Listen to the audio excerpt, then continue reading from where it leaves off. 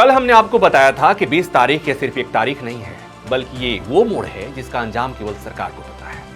हमने आपको बताया था कि 20 तारीख को दो तस्वीरें साफ दिख रही हैं और दूसरी तस्वीर जिसकी हमने चर्चा की थी आखिरकार वैसा ही हुआ। सोनम वांगचुक को इलाज का हवाला देकर जंतर मंतर से उठाकर अस्पताल में शिफ्ट कर दिया गया और इस तरह एक ही झटके में इस प्रोटेस्ट की रीढ़ की हड्डी को तोड़ दिया गया। सरकार से क्या आप उस पहली तस्वीर की उम्मीद करते हैं जिसमें प्रोटेस्टर संसद जाते हैं, मार्च करते हैं और सरकार झुककर बात करती है? बिल्कुल नहीं, जिसकी बात मैंने की थी। अब पूरी कहानी में नया ट्विस्ट आ गया है। सीजेपी के फाउंडर अभिजीत दीपके भूख हड़ताल पर बैठ गए, जिसे गिरती हुई मशाल को जमीन पर गिरने से पहले थाम लिया जाता है। ठीक वैसे ही और अब फिर से वही दो तस्वीरें बनती हैं।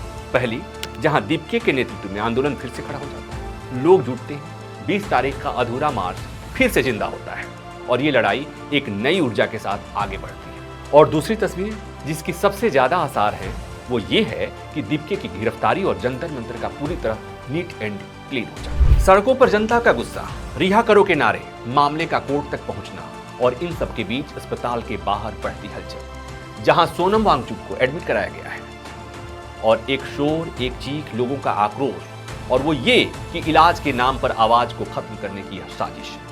इन सब के बीच सबसे बड़ा सवाल फिर उठता है कि क्या इस पूरे देश में सिर्फ एक ही सोनम वांगचुक था जो पेपर लीक से आत्महत्या किए हुए उन छात्रों की आवाज बन सका? तो क्या विपक्ष इस गद्दी को संभालेगा या अभिजीत दीपके एक नया चेहरा बनकर उभरेंगे? एक बात तो साफ है कि इस्तीफा होना इस पूरी स्थिति का वास्तविक समाधान कभी न था न है।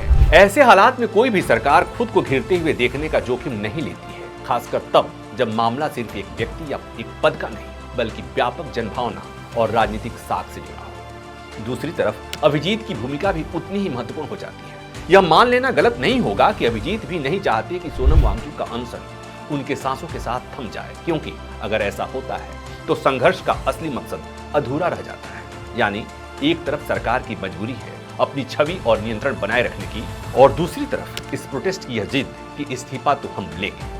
परिस्थितियों को देखें तो फिलहाल जो तस्वीर बन रही है वह इसी दिशा में फिट बैठती है, जहां न सरकार तुरंत झुकने के मूड में है, न ही यह प्रोटेस्ट गिरफ्तारी के साथ खत्म होने के कगार पर। और यही इस कहानी का सबसे खतरनाक मोड़ है।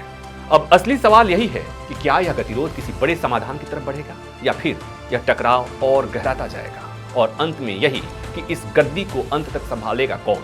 आगे क्या होगा यह आने वाला वक्त तय करेगा, लेकिन इतना तो तय है कि यह कहानी अभी खत्म नहीं हुई है, बल्कि असली मोड़ तो अभी आने वाला है।